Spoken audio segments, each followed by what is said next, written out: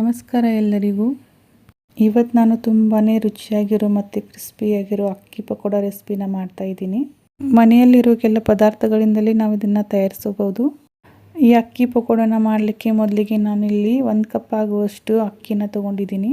ಅದನ್ನು 2-3 ಸಲ ನೀರಲ್ಲಿ ಚೆನ್ನಾಗಿ ತೊಳೆದು 2ರಿಂದ 3 ಗಂಟೆ ನೆನೆಯೋಕ್ಕಿಟ್ಟಿದ್ದೆ. ನಿಮಗೆ ಹೆಚ್ಚಿಗೆ ಟೈಮ್ ಇಲ್ಲ ಅಂದರೆ 1 ಗಂಟೆನೂ ನೆನೆಸ್ಬೋದು. ನೋಡಿ, ಅಕ್ಕಿ ತುಂಬ ಚೆನ್ನಾಗಿ ನೆನೆದಿದೆ. ಈ ಥರ ಕೈಯಿಂದ ಪ್ರೆಸ್ ಮಾಡಿದರೆ ತುಂಡಾಗ್ತಾ ಇದೆ. ಈಗ ಇದರಲ್ಲಿರೋ ನೀರನ್ನು ಎಲ್ಲ ಬಸಿದು ತೆಗಿಬೇಕು ಮತ್ತು ಇದನ್ನ ರುಬ್ಕೋಬೇಕು. ಈಗ ಇದನ್ನ ರುಬ್ಬೋದಕ್ಕೆ ನಾನು ಮಿಕ್ಸಿ ಜಾರನ್ನ ತೊಗೊಂಡಿದ್ದೀನಿ. ಅದರಲ್ಲಿ ಎಲ್ಲ ನೆನೆಸಿರೋ ಅಕ್ಕಿಯನ್ನು ಹಾಕ್ತಾ ಇದ್ದೀನಿ. ಇದಕ್ಕೆ ಸ್ವಲ್ಪ ನೀರನ್ನು ಹಾಕಿ ಚೆನ್ನಾಗಿ ನುಣ್ಣಗೆ ರುಬ್ಕೋಬೇಕು. ಇದನ್ನು ರುಬ್ಬುವಾಗ ಜಾಸ್ತಿ ನೀರನ್ನು ಹಾಕೋಕ್ಕೆ ಹೋಗಬೇಡಿ, ಯಾಕಂದರೆ ಹಿಟ್ಟು ತೆಳುವಾಗಿ ಬಿಡುತ್ತೆ. ನೋಡಿ, ಈ ಥರ ನಾನು ಪೂರ್ತಿಯಾಗಿ ನುಣ್ಣಗೆ ರುಬ್ಕೊಂಡಿದ್ದೀನಿ. ಹಿಟ್ಟು ಇದೇ ಥರ ಪೂರ್ತಿಯಾಗಿ ನುಣ್ಣಗೆ ಇರಬೇಕು, ಸ್ವಲ್ಪನೂ ತರಿಯಾಗಿರಬಾರ್ದು. ಈಗ ಇದಕ್ಕೆ ನಾನು ಬೇಯಿಸಿರೋ ಆಲೂಗಡ್ಡೆನ ಹಾಕ್ತಾ ಇದ್ದೀನಿ.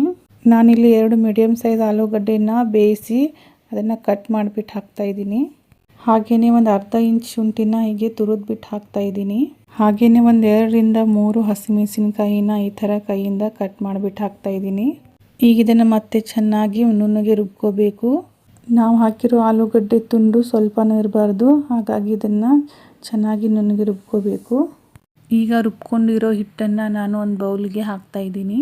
ಈಗ ಈ ಹಿಟ್ಟನ್ನು ನಾವು ಒಮ್ಮೆ ಚೆನ್ನಾಗಿ ಮಿಕ್ಸ್ ಮಾಡ್ಕೋಬೇಕು. ಇದನ್ನು ಮಿಕ್ಸ್ ಮಾಡಬೇಕಾದ್ರೆ ನೀವು ಕೈಯಿಂದನೇ ಮಾಡಿ, ಸ್ಪೂನಿಂದ ಮಾಡೋಕ್ಕೆ ಹೋಗಬೇಡಿ. ಈ ಥರ ಕೈಯಿಂದ ಒಂದೇ ಡೈರೆಕ್ಷನಲ್ಲಿ 1 ನಿಮಿಷ ಈ ಥರ ಮಿಕ್ಸ್ ಮಾಡ್ಕೊಳ್ಳಿ.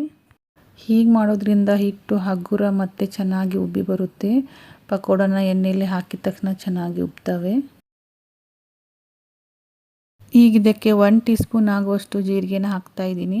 ಹಾಗೆಯೇ ರುಚಿಗೆ ತಕ್ಕಷ್ಟು ಉಪ್ಪನ್ನು ಹಾಕ್ತಾ ಇದ್ದೀನಿ ಮತ್ತು ಚಿಕ್ಕದಾಗಿ ಕಟ್ ಮಾಡಿ ಇಟ್ಕೊಂಡಿರೋ ಕೊತ್ತಂಬರಿ ಸೊಪ್ಪನ್ನ ಹಾಕ್ತಾ ಇದ್ದೀನಿ. ಇದನ್ನೆಲ್ಲ ಹಾಕಿ ಈಗ 1 ಸ್ಪೂನ್ ಸಹಾಯದಿಂದ ಇದನ್ನು ಮಿಕ್ಸ್ ಮಾಡ್ತಾ ಇದ್ದೀನಿ. ಈಗ ಪಕೋಡ ಮಾಡಲಿಕ್ಕೆ ಹಿಟ್ಟು ರೆಡಿ ಆಯಿತು. ಈಗ ಇದರ ಮೇಲೆ ಒಂದು ಪ್ಲೇಟ್ನ ಮುಚ್ಚಿಬಿಟ್ಟು ನಾನು ಪಕ್ಕಕ್ಕೆ ಎತ್ತಿಡ್ತಾ ಇದ್ದೀನಿ. ಈಗ ಇದರ ಜೊತೆ ತಿನ್ನಲಿಕ್ಕೆ ಒಂದು ಚಟ್ನಿನ ಮಾಡ್ಕೊಳ್ಳೋಣ. ಈಗ ಚಟ್ನಿ ಮಾಡೋದಕ್ಕೆ ನಾನಿಲ್ಲಿ ಒಂದು ಮಿಕ್ಸಿ ಜಾರನ್ನು ತೊಗೊಂಡಿದ್ದೀನಿ. ಅದಕ್ಕೆ ಒಂದು ಸ್ವಲ್ಪ ಕೊತ್ತಂಬರಿ ಸೊಪ್ಪನ್ನ ಹಾಕಿದ್ದೀನಿ. ಹಾಗೆಯೇ ಒಂದು ಸ್ವಲ್ಪ ಪುದೀನ ಸೊಪ್ಪನ್ನ ಹಾಕಿದ್ದೀನಿ. ಹಾಗೆಯೇ 1 ಟೇಬಲ್ ಸ್ಪೂನ್ ಆಗುವಷ್ಟು ಕಡಲೆಪುರಿನ ಹಾಕಿದ್ದೀನಿ. ಮತ್ತು ಒಂದು 5ರಿಂದ 6 ಬೆಳ್ಳುಳ್ಳಿ ಹೆಸರನ್ನ ಹಾಕಿದ್ದೀನಿ. ಹಾಗೆಯೇ ರುಚಿಗೆ ತಕ್ಕಷ್ಟು ಉಪ್ಪನ್ನು ಹಾಕಿದ್ದೀನಿ. ಮತ್ತು ಒಂದು ಅರ್ಧ ಹೋಳು ಲಿಂಬೆ ರಸನ ಹಾಕಿದ್ದೀನಿ. ಮತ್ತು ಒಂದು 2 ಹಸಿಮೆಣಸಿನಕಾಯಿನ ಹಾಕಿದ್ದೀನಿ. ಇದಕ್ಕೆ ಸ್ವಲ್ಪ ನೀರು ಹಾಕಿ ರುಬ್ಕೊಂಡ ನಂತರ ನೋಡಿ ಚಟ್ನಿ ಈ ಥರ ಆಗಿದೆ. ಈಗ ಚಟ್ನಿ ರೆಡಿ ಆಯಿತು. ಪಕೋಡನ ಮಾಡ್ಕೊಳ್ಳೋಣ. ಈಗ ಹಿಟ್ಟನ್ನು ಮತ್ತೆ ಒಂದು ಸಲ ನಾನು ಈ ಥರ ಮಿಕ್ಸ್ ಮಾಡ್ತಾ ಇದ್ದೀನಿ. ಈಗ ಕೈಯಿಂದ ಸ್ವಲ್ಪ ಹಿಟ್ಟನ್ನು ತಗೊಂಡು ಈ ಥರ ಬಿಟ್ಟು ನೋಡಿ, ಈ ಥರ ಬೀಳಬೇಕು, ಅಂದರೆ ಹಿಟ್ಟು ಪರ್ಫೆಕ್ಟ್ ಆಗಿದೆ ಅಂತ ಅರ್ಥ. ಒಂದು ವೇಳೆ ಏನಾದರೂ ಹಿಟ್ಟು ತೆಳುವಾಗಿ ಈ ಥರ ಬೀಳದೇ ಇದ್ದರೆ ನೀವು 1 ಸ್ಪೂನ್ ಆಗುವಷ್ಟು ಅಕ್ಕಿ ಹಿಟ್ಟನ್ನು ಹಾಕಿ ಮತ್ತೆ ಮಿಕ್ಸ್ ಮಾಡ್ಕೋಬೇಕಾಗುತ್ತೆ. ಈ ಕಡೆ ನಾನು ಎಣ್ಣೆಯನ್ನು ಕಾಯಕ್ಕಿಟ್ಟಿದ್ದೆ. ಎಣ್ಣೆನೂ ಚೆನ್ನಾಗಿ ಕಾದಿದೆ. ಈಗ ಅದರಲ್ಲಿ ನಾನು ಒಂದು ಸ್ವಲ್ಪ ಹಿಟ್ಟನ್ನು ತೊಗೊಂಡು ಈ ಥರ ಪಕೋಡನ ಬಿಡ್ತಾ ಇದ್ದೀನಿ. ಪಕೋಡನ ಎಣ್ಣೆಯಲ್ಲಿ ಬಿಡಬೇಕಾದ್ರೆ ಎಣ್ಣೆ ಚೆನ್ನಾಗಿ ಕಾದಿರಬೇಕು. ನೋಡಿ, ಈ ಥರ ಸ್ವಲ್ಪನೇ ಹಿಟ್ಟು ತೊಗೊಂಡು ಈ ಥರ ಎಣ್ಣೆಯಲ್ಲಿ ಬಿಡಬೇಕು. ಪಕೋಡನ ಎಣ್ಣೆಯಲ್ಲಿ ಬಿಟ್ಟ ನಂತರ ನೋಡಿ ಎಷ್ಟು ಚೆನ್ನಾಗಿ ಉಬ್ಬಿ ಬರ್ತಾ ಇದ್ದಾವೆ, ಸೈಜಲ್ಲಿ ಡಬಲ್ ಆಗ್ತಾ ಇದ್ದಾವೆ. ಈಗ ಇವನ್ನ ಗೋಲ್ಡನ್ ಬ್ರೌನ್ ಕಲರ್ ಬರೋವರೆಗೂ ಎಣ್ಣೆಯಲ್ಲಿ ಚೆನ್ನಾಗಿ ಈ ಥರ ಫ್ರೈ ಮಾಡ್ಕೊಳ್ಳಿ.